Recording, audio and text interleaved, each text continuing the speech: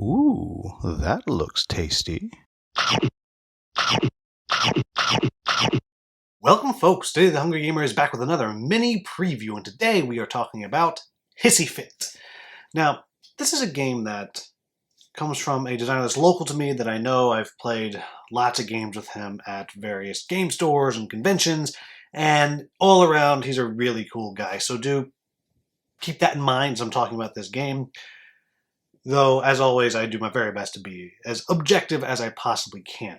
Now, what is Hissy? Hissy is a game about putting a cat into a cat carrier. That's it. Get the cat into the carrier, you win. If you can do that before you get scratched to hell. By scratched to hell, I mean 5 scratches, or the cat throws 3 hissy fits. Now, how's this going to work? Well, what you're going to have is you're going to have 2 different decks that you are dealing with. One is the human deck, and that represents all the different actions that you, the human, or humans, can take to get the cat into the carrier. And the other is the cat deck, which basically is a bunch of different attitudes that the cat can take in order to not go into the cat carrier. And what's going to happen is you and the other players are going to get 2 actions each turn, or you can take no actions and just draw 3 cards. And you can draw a card from the market, or you can play a card from your hand. What you're doing is you're looking to play cards from your hand that are going to nullify the various symbols that are on the cat cards. And the cat cards every turn are going to do something to you. They may scratch you, they may keep you from getting the cat closer to the carrier, or whatever. And you're trying to match these symbols to make those cards go away, to nullify those cards, and move the cat to the carrier. At the same time, each of those cards is going to have 3 symbols on the side, and if anybody else around the table has a symbol that matches that, they're going to be able to combo with you. Only one person can do it if there's more than one player, but if I play one that has the yarn on the side and someone else is like, oh, I have yarn too, they can combo with you and start kind of working together to nullify these cards and get the cat closer. And what's going to be happening is every single turn, things are going to be getting worse and worse and worse because more cat cards are coming out, so you got to manage those things while you are playing your cards and managing your deck, because you're only going to get to play often one card, because often you're taking a card and playing that card, or you're not going to play anything at all to draw several cards. So you're always kind of balancing that in this pandemic style game. You keep keeping the fires put out while you try to accomplish your goal. Though this is a quick, simple game that you can play this in 20 minutes or less once you know what you're doing. So what do I like about this game? First thing, the art is so cute. I mean, look at these cats that we have up there on the screen.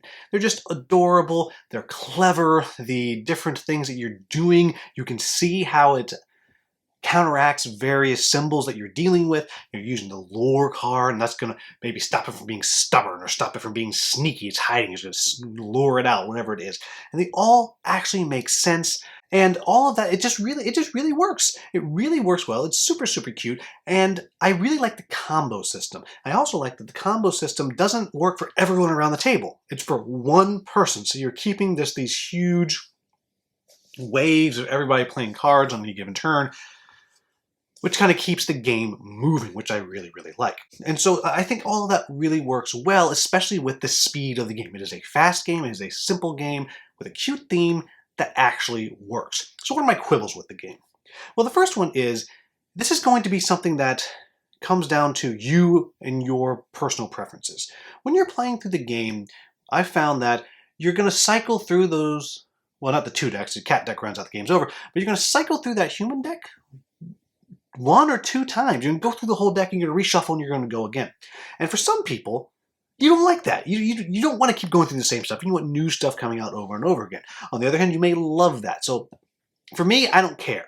But putting it out there, what is it that you're looking for? Do you want a huge deck of cards you're never going to get through the whole thing? Or do you want to be able to see the deck a couple times, kind of count the cards? What is your preference?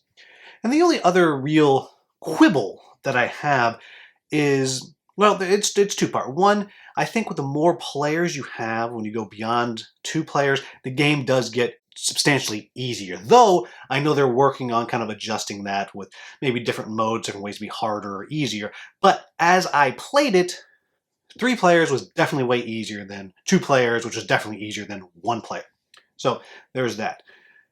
The other thing is, I like the Hissy cards, and so while I like the three different types of hissy fits that you have, and the different things that they do, and they are good. I wish there was more. I wish there was, I don't know, 6, 10, whatever, where you can shuffle them up, draw 3, and so it prevents you from starting to know, well, it's going to be one of these things. Okay, I've drawn this one, so it's one of these 2 effects coming up, and just having that knowledge of what might be coming, I think takes a little bit away from the game for me, because this game is so fast, and because it is going to be a very small box, not quite as small as like mouse, cheese, cat, cucumber, but if you know the game silver and gold, something around that. So very small that I can easily keep in my backpack.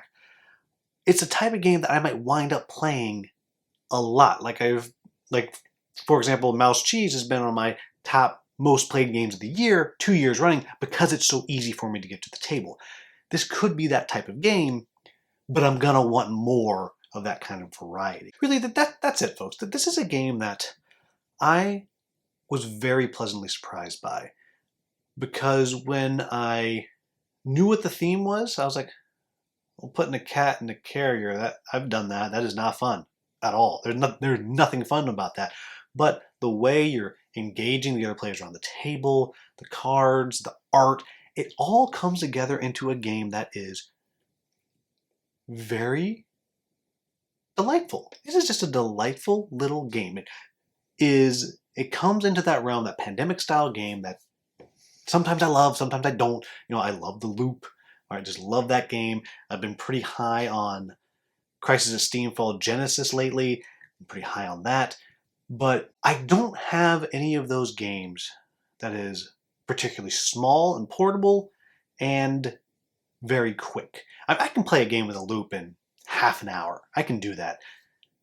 But I'm not going to play a game of the loop in 20 minutes. I'm not going to set up a game of the loop in 5 minutes. And that's kind of what you're getting with Hissy Fit. So there you have it, folks. That is Hissy Fit. Like I said, I am just really pleasantly surprised by this. I thought that this was going to be a nice little game by a guy that I think is just really cool, and I wasn't really excited about the theme, but let me tell you, now I am far more excited about it. This is a quality little game. I say little game not as a pejorative, because it is literally a little game with a little price tag. So there you have it, folks. That is Hissy Fit. As always, if you found this video useful, please like, subscribe, and share. Thank you so much for watching. Have a wonderful, wonderful day.